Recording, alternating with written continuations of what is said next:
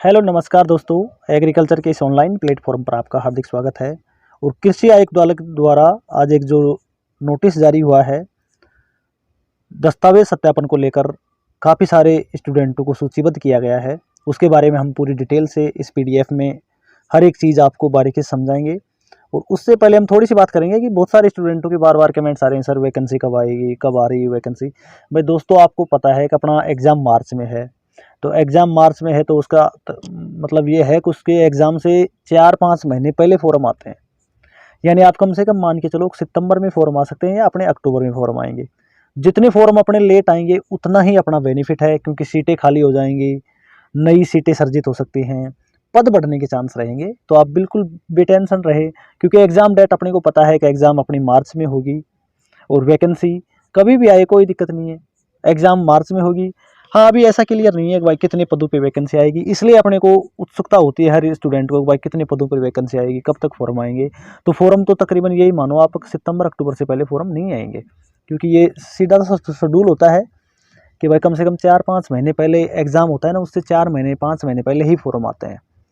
तो अभी आपका टाइम लगेगा 3-4 महीने का और फॉर्म आने में। इतने और पद बढ़ने के जो भी संभावना है, नए पद सृजित होने के, तो बहुत सारे ज़्यादा चांस हैं कि वैकेंसी बड़ी हो जाएगी। तो आज हम बात करेंगे अभी जो ये लेटर जारी हुआ है इसको राजस्थान कर्मचारी चयन बोर्ड दुर्गापुरा जयपुर द्वारा पूर्व में दिनांक 18/6/2024 को जारी विचारित सूची के अतिरिक्त दिनांक 28/2/2025 को कृषि प्रयोगशक सीधी भर्ती 2023 में आरक्षणवार श्रेणीवार रिक्त पदों के विरुद्ध गैर अनुसूचित क्षेत्र के 55 एवं अनुसूचित क्षेत्र के 6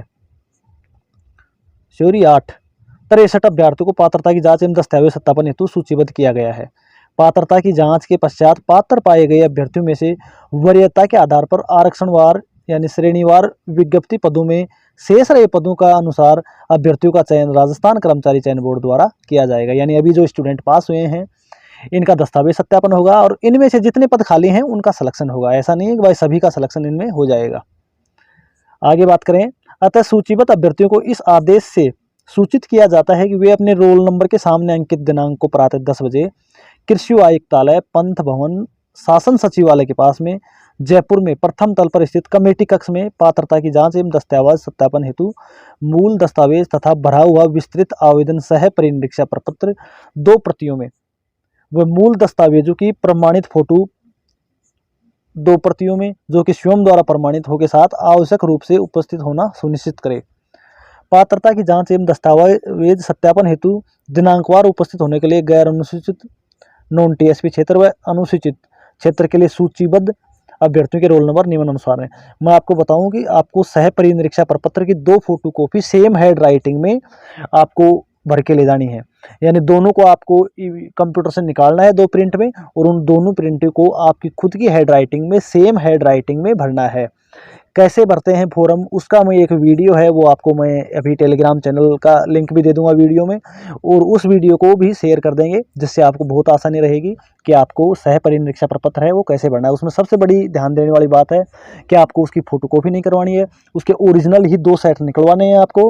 और आप चाहे खुद भरो या और किसी से भरवाओ, लेकिन सेम हैंड राइटिंग में, दोनों को सेम हैंड राइटिंग में भरना है।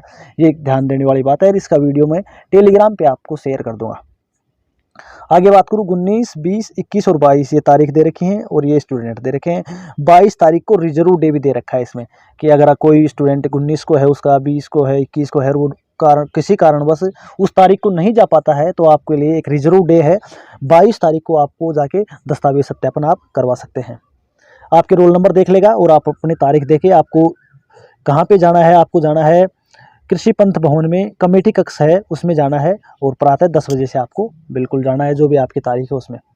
दिनांक 19 से 21 तक के दौरान किसी कारणों से यदि कोई अभ्यर्थी अनुपस्थित रहता है तो ऐसे अभ्यर्थी दिनांक 22 तारीख को प्रातः 10 बजे कमरा नंबर 203 में, अगर आप अनुपस्थित होते हो तो 22 तारीख को आपका पैलेस चेंज कर दिया गया है। कमेटी कक्ष के बजाय 2nd फ्लोर पे पंथ भवन में 203 नंबर कमरा है, वहाँ पे आपको फिर जाना है, अगर आप अपनी नियत तिथि को नहीं जा पाते हो तो।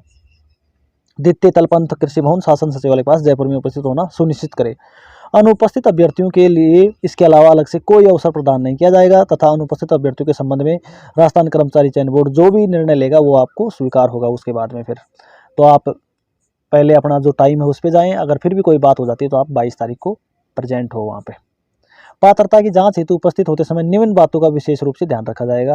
राजस्थान कर्मचारी चयन बोर्ड द्वारा आदेश क्रमांक ये जो भी हैं इसमें शैक्षणिक दस्तावेज, संबंधित अंक तालिका, प्रमाण पत्र, आयु संबंधी दस्तावेज, जाति प्रमाण पत्र, गैर अनुसूचित क्षेत्र के अभ्यर्थियों हेतु मूल निवास प्रमाण पत्र, अनुसूचित क्षेत्र के अभ्यर्थियों हेतु विशेष मूल निवास प्रमाण पत्र, 2 चरित्र प्रमाण पत्र जो कि अलग अलग राजपत्रित अधिकारियों से सत्यापित हो, यानी 2 चरित्र लेके जाने हैं आपको।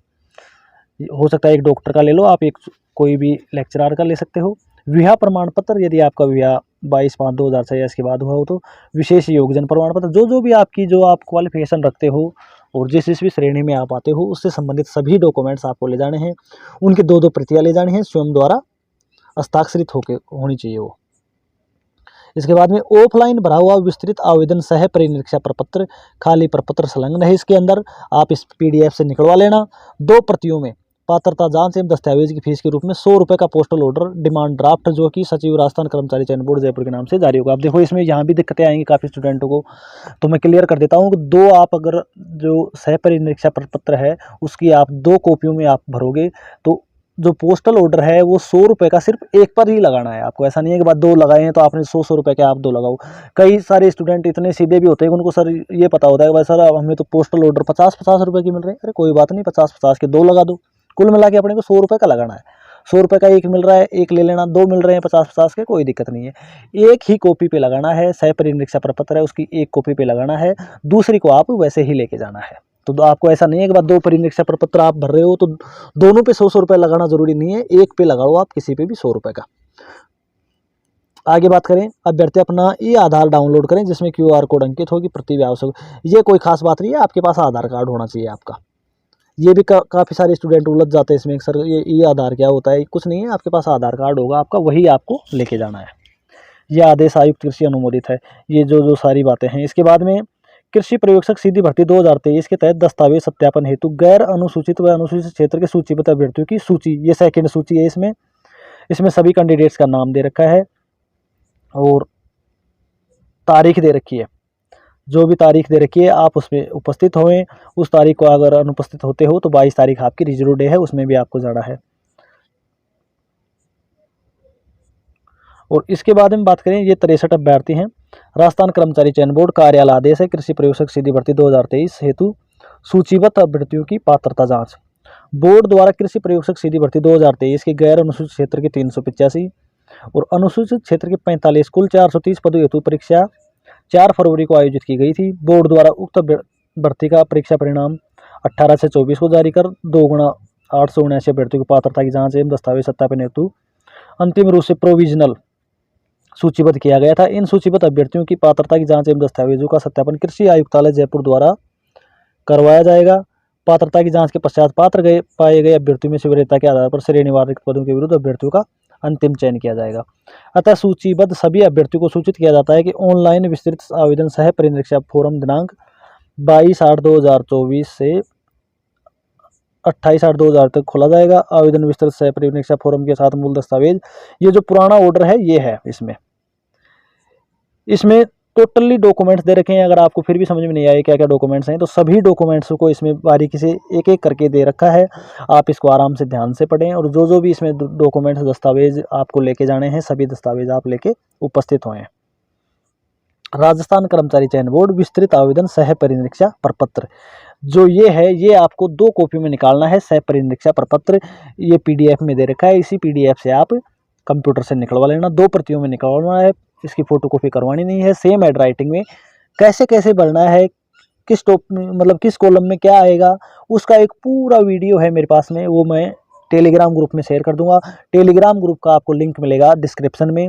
और जो भी स्टूडेंट चैनल पर नए हैं चैनल को सब्सक्राइब करेंगे, वीडियो को लाइक शेयर करेंगे।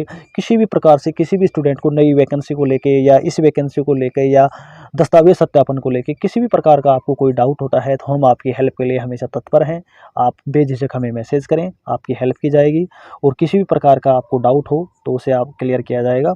जो सह परिनिरीक्षा प्रपत्र है उसको आपको किस हिसाब से भरना है, सब टोटली जानकारी वीडियो के माध्यम से आपको बताई गई है। वो वीडियो मैं ग्रुप में आपको शेयर कर दूंगा। इसके अलावा किसी भी विद्यार्थी को और भी कोई डाउट हो तो आप हमें कॉन्टैक्ट कर सकते हैं। धन्यवाद।